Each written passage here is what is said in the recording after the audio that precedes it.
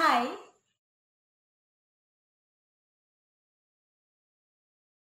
Iya, pada video kali ini kita akan belajar mengenai diagram Venn dan diagram Euler. Apa itu diagram Venn dan apa itu diagram Euler? Dua hal ini sangat berkaitan erat dengan himpunan.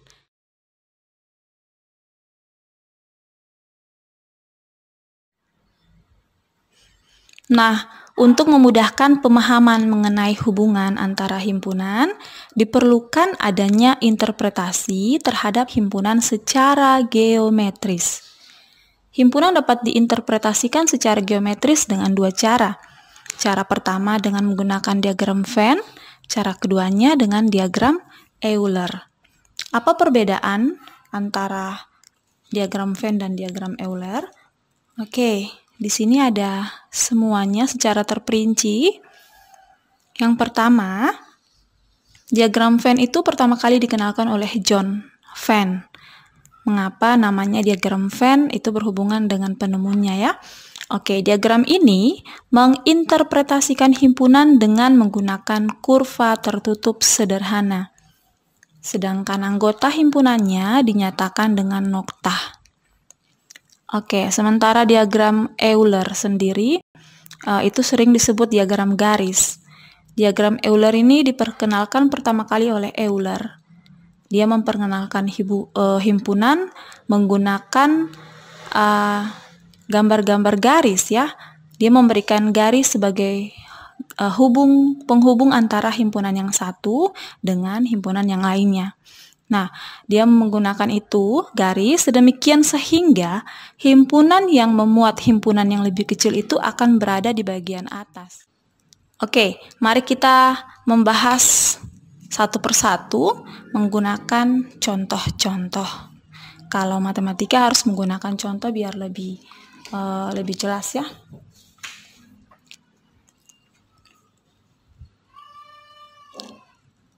Oke, di sini ada 3 kasus. Jadi kasus yang pertama, andaikan A adalah subset dari B dan A tidak sama dengan B, maka A dan B dapat dinyatakan dengan salah satu diagram berikut. Jadi boleh yang seperti ini, boleh juga yang seperti ini ya. Oke, itu jika A merupakan himpunan bagian dari B dan tidak sama, bukan himpunan yang sama. Oke, pada contoh yang kedua, andaikan A dan B tidak dapat diperbandingkan, comparable, maka A dan B dapat dinyatakan oleh diagram sebelah kanan ini jika mereka terpisah, atau diagram sebelah kiri jika mereka berpotongan. Oke. Kalau kasus yang ketiga, andaikan A sama dengan B, maka A dan B dapat dinyatakan sebagai berikut. Sebagai ini ya. Di sini ada lingkaran merah dan lingkaran biru yang menjadi satu. Karena mereka sama. Oke, kita akan bahas langsung contohnya. Contoh yang pertama. Contoh yang pertama ini membahas kasus yang pertama. Jadi contoh yang pertama ini, kasus yang pertama A subset B dan A tidak sama dengan B. Oke, himpunan A ini anggotanya 5, 7, 9, 11. Bilangan ganjil dari 5 hingga 11 ya. Lalu yang B, himpunan yang B anggotanya 5, 6, 7, 8, 9, 10, 11, 12. Ini bilangan asli dari 5 hingga 12. Oke, kita bisa lihat bahwa A adalah subset dari B. Ya kan? A adalah subset dari B karena semua anggota A ada di B. 5, 7, 9, 11 di sini ada 5, 7, 9, 11. Oke, jadi A subset B dan A tidak sama dengan B. Kenapa A tidak sama dengan B? Iya jelas karena anggotanya semuanya berbeda. Oke. Berbeda dalam arti benar-benar tidak sama. Di B itu ada angka 6, ada angka 8, sementara di A tidak ada itu angka itu. Jadi angka yang sama, himpunan yang sama itu benar-benar persis sama ya. 5, 7, 9, 11, lalu B juga harus 5, 7, 9, 11. Oke, pada kasus seperti ini kita akan menginterpretasikan ke dalam diagram Venn. Diagram Venn-nya seperti apa?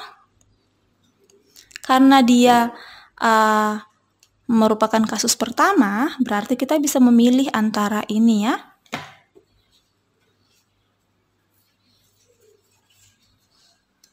Oke, antara dua itu. Kita akan gambar di kedua-dua diagram Venn-nya. Pertama, himpunan yang lebih kecil kan A, otomatis A ada di dalam. B berarti himpunan yang bergaris merah ini. Ini yang B, dan ini A, himpunan besar ini A ya. Lalu, bagaimana dengan anggotanya? Anggota himpunan diletakkan, dituliskan menggunakan noktah. Jangan lupa ada noktah, itu anggota. Jadi pertama kita gambar dulu, letakkan dulu himpunan kecil yang A dulu. 5, 7, 9, 11. Jadi kasih noktah. 5, 7, 9, 11. Lalu kita lihat anggota B. Dari 5 hingga 12, di dalam sini kan kita sudah tulis 5, 7, 11, 9. Kita tulislah sisanya. Ini 5 udah ditulis. 7 udah, 9, dan 11. Tersisanya 6, 8, 10, 12. Tulislah di sini. 6. Boleh di atas. 8. Boleh di sini.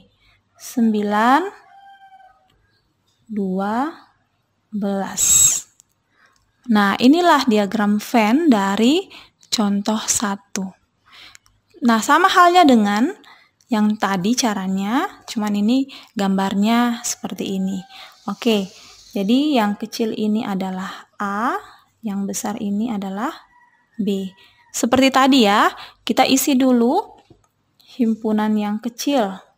A berarti 5, 7, 9, 11. Ingat noktahnya itu penting. Itu membedakan mana anggota, mana nama himpunan. Oke.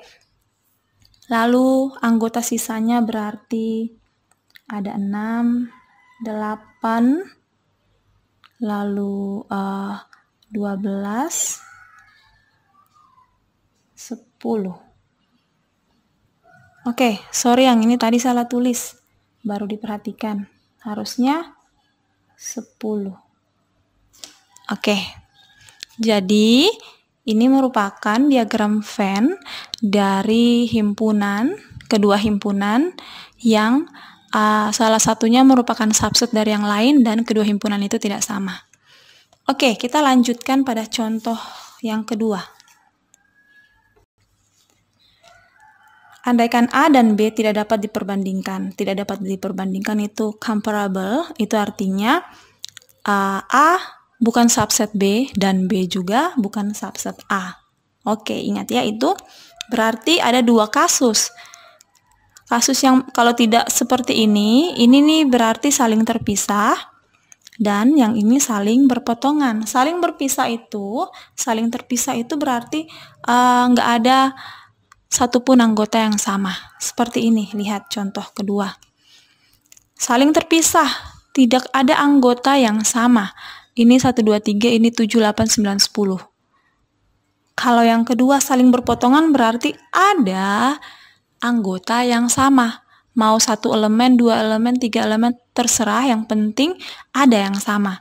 Yang ini yang sama, ini himpunan, ini bilangan genap, ini prima, yang sama adalah angka 2. Oke ya. Nah, sekarang bagaimana cara menggambarnya? Dia saling terpisah dulu ya, diagram Venn dari saling terpisah. Berarti yang ini, saling terpisah. Tinggal kita letakkan himpunannya, nama himpunan menggunakan huruf besar. Ingat ya. Lalu anggota-anggotanya menggunakan noktah. M, 1, 2, 3.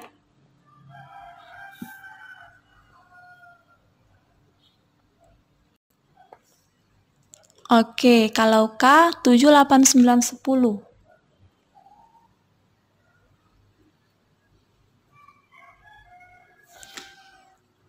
Oke, seperti itu. Tak ada satupun angka yang sama, tak ada satupun elemen yang sama, sehingga himpunannya saling terpisah. Oke, kalau yang contoh kedua berarti harusnya kayak gini. Saling berpotongan, ada anggota yang sama. Ini L, ini N. Untuk seperti ini, kita harus menulis yang sama yang duluan. Elemen yang sama ditulis di tengah, karena 2 ini merupakan anggota dari N dan juga anggota dari L. Oke ya. Nah, sekarang kita tulis yang sisa ya.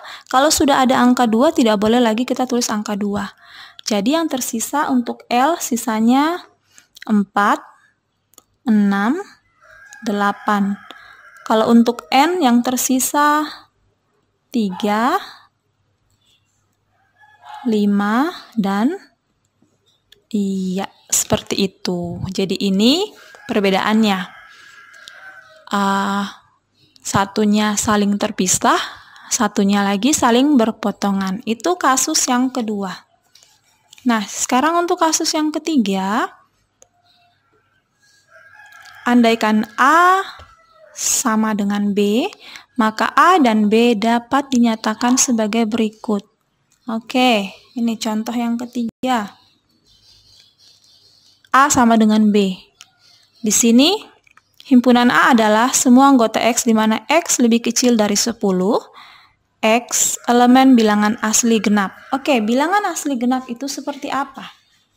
Bilangan asli yang genap kurang dari 10. Berarti, bilangan asli kan mulai dari 1. Tapi ini yang genap aja ya, berarti 2, 4, 6, 8. Nah, 10-nya nggak termasuk, karena ini kan kurang dari 10, berarti 10-nya tidak ya. Nah, yang B, kalau yang B bagaimana? B, himpunan B adalah semua anggota X di mana X lebih besar dari 1 dan X lebih kecil dari 10. X elemen bilangan kelipatan 2. Berarti kalau seperti ini, ya, 1 dan 10 itu tidak termasuk ke dalam anggotanya. Karena ini antara 1 dan 10. Kalau antara 1 dan 10, berarti 1 dan 10 tidak termasuk. Nah, bilangan kelipatan 2. Berarti 2, 4, 6, 8. Nah, teman-teman bisa lihat bahwa anggotanya persis sama, yaitu 2, 4, 6, 8. Oke, jika seperti ini, maka gambarnya tidak lain dan tidak bukan, hanya satu lingkaran saja. Ini di sini ada dibuat warna merah dan warna biru ya, bisa lihat.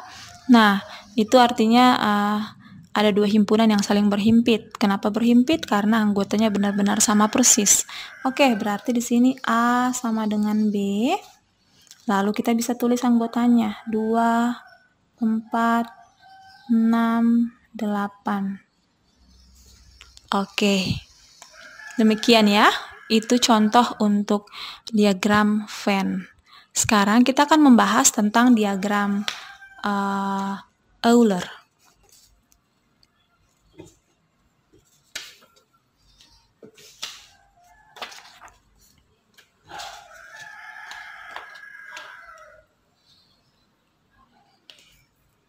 Oke, diagram Euler di sini contohnya seperti ini.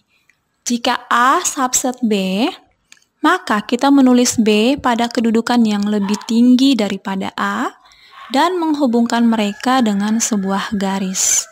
Ya, karena A merupakan subset dari B, otomatis semua himpunan A ada di B.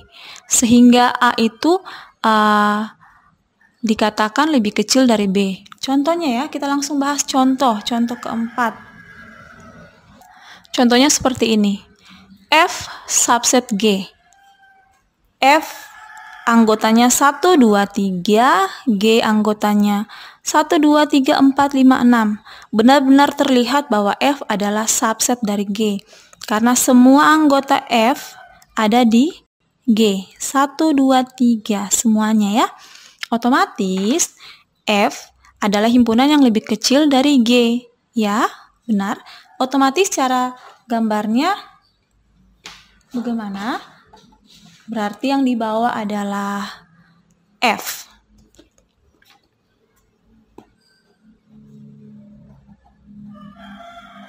Gitu. Jadi F berada di bawah di posisi.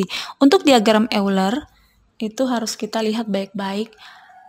Bisa digunakan jika yang di bagian bawah itu benar-benar adalah subset dari diagram yang lain yang di bagian atasnya. Kalau bukan subset, agak sulit untuk menggunakannya. Oke, pada contoh yang kelima, kasus yang kelima, jika A subset B dan B subset C, maka kita tulis, oke, otomatis di sini yang paling kecil adalah A, karena A adalah himpunan bagian dari B. Ini, A himpunan bagian dari B, lalu B himpunan bagian dari C, B himpunan bagian dari C, otomatis gambarnya seperti ini. Contohnya, lihat, F anggotanya 1, 2, 3, 4, 5.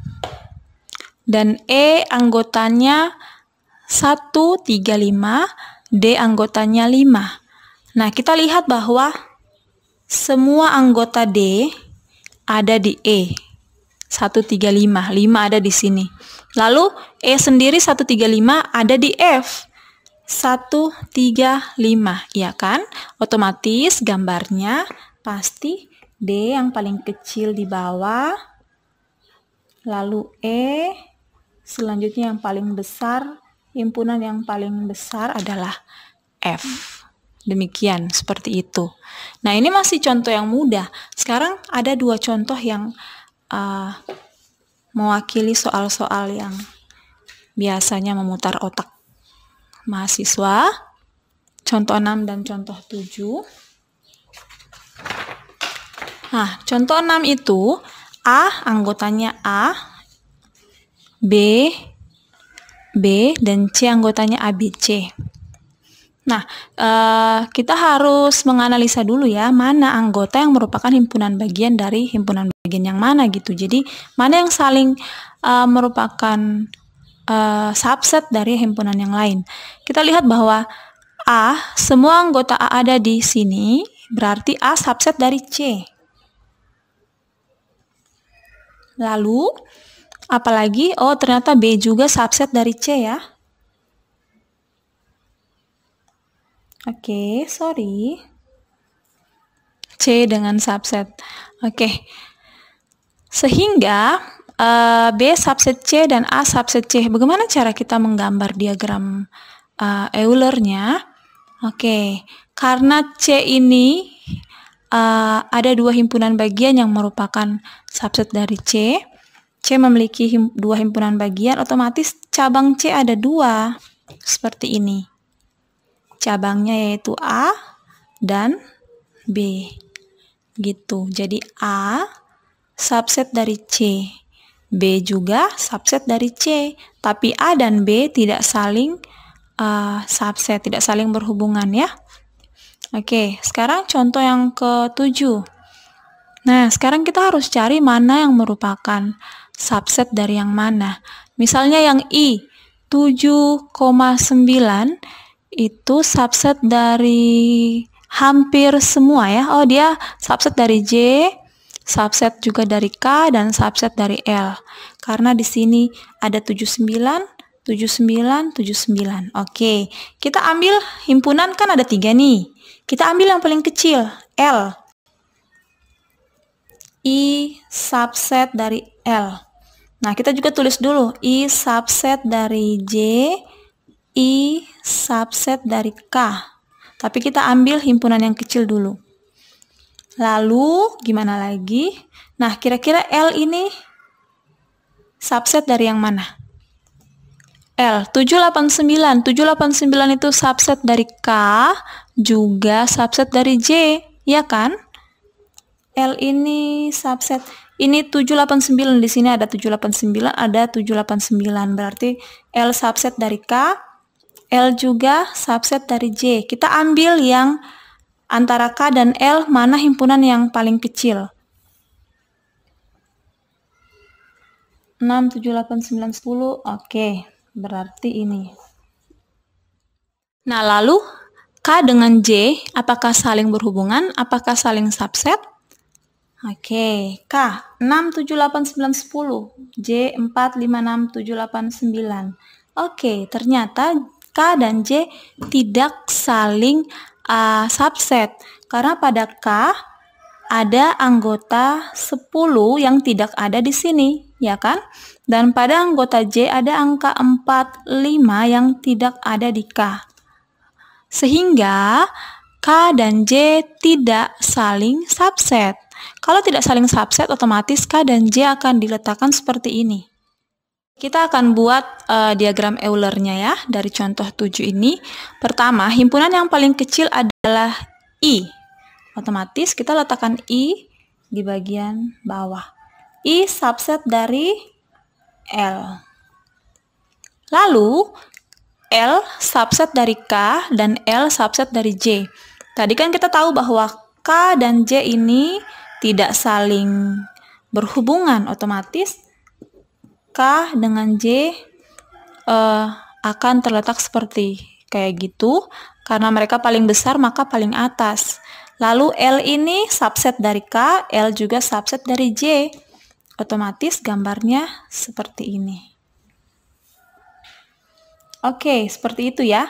Kalau kayak gini kan berarti I merupakan subset dari L, subset dari J, subset dari K.